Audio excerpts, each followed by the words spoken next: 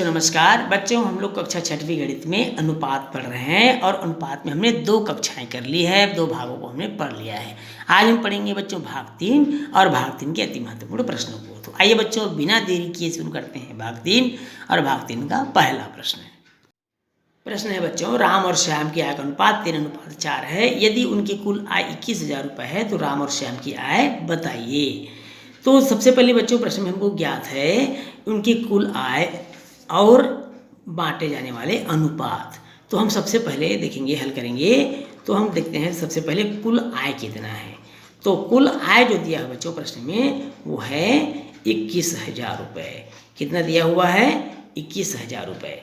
अनुपातिक योग जिस अनुपात में हम बांटेंगे उसका हम योग ज्ञात कर लेते हैं। तो अनुपातिक योग हो जाएगा 3:4 अर्थात 3-4 बराबर 7।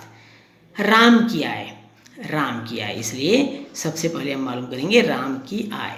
अब आप देख पा रहे हैं बच्चों राम और श्याम की आय में 3:4 का अनुपात है। तो राम की आय कितनी हो जाएगी? 7 में से 3 और 21,000 को बांटना है। 7 या 21 ये 3,000 हो जाएगा। 3,000 का गुणा 3 से कर देंगे तो हमको प्राप्त हो जाएगा 9,000 रुपये। ये तो थी राम की आय। तथा राम की आय के बाद है श्याम की आय।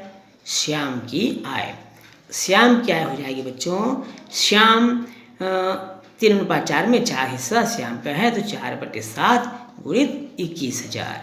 अब 7 या 21 कट जाएगा, 3 बार में कट जाता है बच्चों ये। तो 3 का 4 से गुणा कर देंगे, 3 चौक हो जाएगा 12,000 रुपये। इस तरह से हमने देखा कि राम की आय 9,000 रुपये है जबकि श्याम की आय 12,000 रुपये है। और इस तरह से हमको आंसर की प्राप्ति हो जाती है।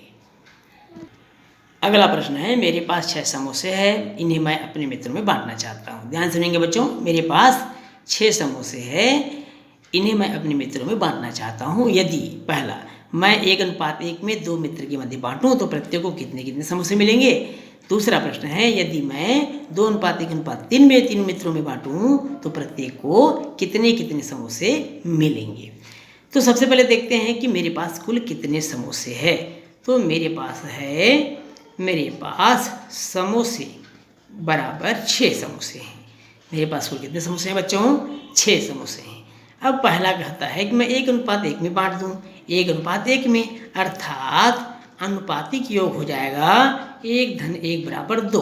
अर्थात 2 में से 1 हिस्सा पहले मित्र का है, 2 में से 1 हिस्सा दूसरे मित्र का है। तो 1:1 बराबर हो गया 2। इसलिए पहले मित्र को बराबर 2 में से 1 मिलेगा और कुल मिलाकर 6 समोसे हैं। 2 तिया 6 कट गया बच्चों, अर्थात 3 समोसे पहले मित्र को मिल जाता है। तथा दूसरे मित्र को इसको भी वैसे ही मिलेगा, 2 में से 1 मिलेगा अर्थात 1/2 गुणित 6, 2 तिया 6, इसको भी 3 समोसे ही मिलेंगे। और इस तरह से हमने दोनों मित्रों को 6 समोसे को 1:1 के अनुपात में बांट दिया है और दोनों को 3-3 समोसे प्राप्त हुए।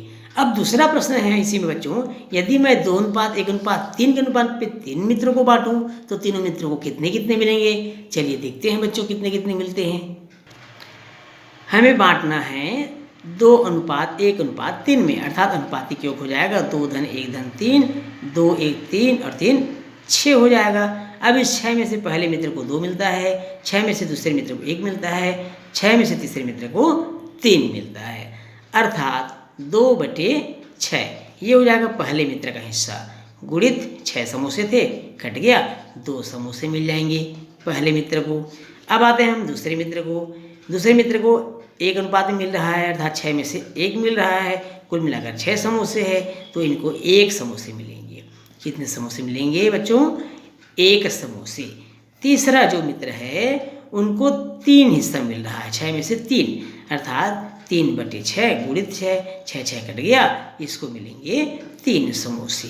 तो इस तरह से यदि हमको बांटना हो 2:1:3 के अनुपात में तो सभी मित्रों में पहले मित्र को 2 समोसा मिलेगा, दूसरे मित्र को 1 समोसा और तीसरे मित्र को 3 समोसे प्राप्त होंगे। यही हमारा आंसर होगा।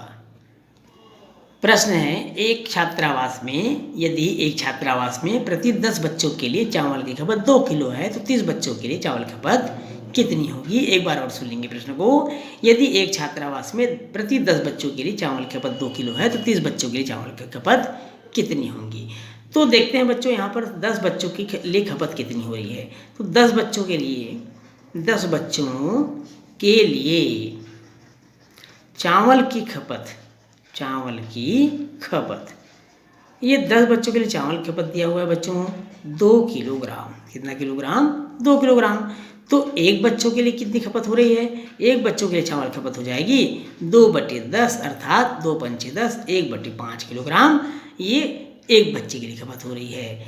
हमको मालूम करना है 30 बच्चों के लिए, अतः 30 बच्चों के लिए कितनी खपत हो जाएगी? 30 बच्चों के लिए चावल खपत हो जाएगी बच्चों 1/5 गुणित 30, 1/5 गुणित 30, 5 का 5, 5 छक्का 30 अर्थात 6 किलोग्राम।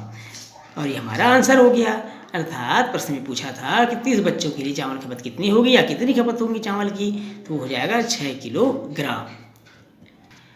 अगला प्रश्न है बच्चों, एक हवाई जहाज 5 घंटे में 4000 किलोमीटर उड़ता है, वह 3 घंटे में कितना उड़ान भरेगा या कितना उड़ेगा।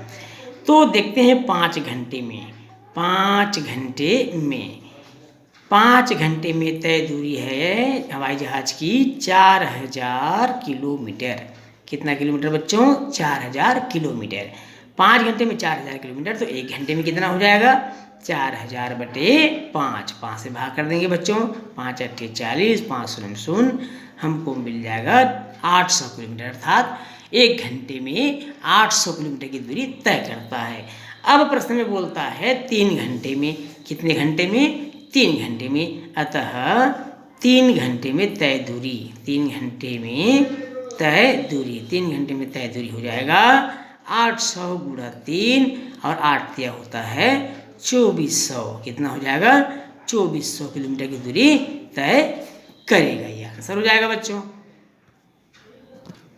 अगला प्रश्न है, किसी मजदूर की 25 दिनों की आय 1500 रुपये है, उसकी 30 दिनों की आय ज्ञात कीजिए।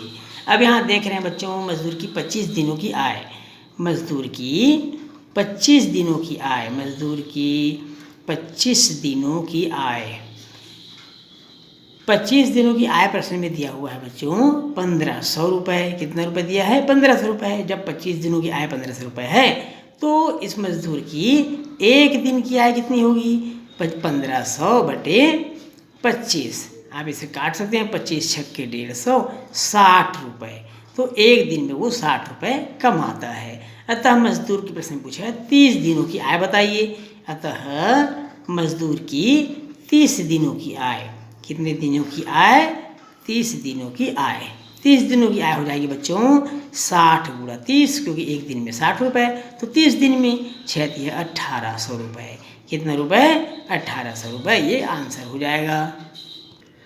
अगला प्रश्न है बच्चों, यदि 22 मीटर कपड़े का मूल्य 704 रुपये है तो 20 मीटर कपड़े का मूल्य क्या होगा। अब यहाँ देख रहे हैं बच्चों 22 मीटर कपड़े का मूल्य 704 रुपये दिया हुआ है। 22 मीटर कपड़े का मूल्य, 22 मीटर कपड़े का मूल्य ये हमको ज्ञात है 704 रुपये, प्रश्न में ज्ञात है। 22 मीटर कपड़े का मूल्य 704 रुपये है, इसलिए 1 मीटर हम ज्ञात कर लेंगे। 1 मीटर कपड़े का मूल्य 704/22 रुपये, ये हमको मालूम हो जाएगा। इसे हम काट देंगे बच्चों, 22 से काटिए इसको, 32 बार में कट जाएगा। 22 × 66, 22 दूनी 44, तो ये 32 रुपये हो जाएगा। 32 रुपये क्या है? 1 मीटर कपड़े का मूल्य।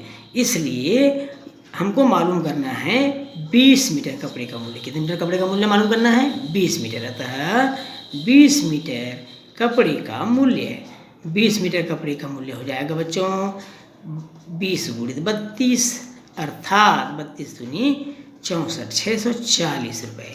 कितना रुपये हो जाएगा? 640 रुपये। तो इस तरह से हम ज्ञात कर सकते हैं। तो यह प्रश्न निश्चित रूप से आपको अच्छे से समझ में आया होगा बच्चों। इस प्रश्न के साथ ही यह अध्याय हमारा समाप्त होता है।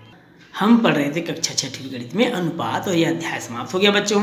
निश्चित रूप से मैं उम्मीद करूंगा कि अध्याय आपको बहुत अच्छे से समझ में आया होगा। और यदि आप चैनल में नए हैं बच्चों तो चैनल को सब्सक्राइब जरूर करिएगा। वीडियो अगर आपको अच्छा लगे तो वीडियो को लाइक और शेयर जरूर करिएगा। तो बच्चों फिर मिलेंगे एक नए अध्याय में एक नए प्रश्नावली के साथ। तब तक के लिए नमस्कार। है।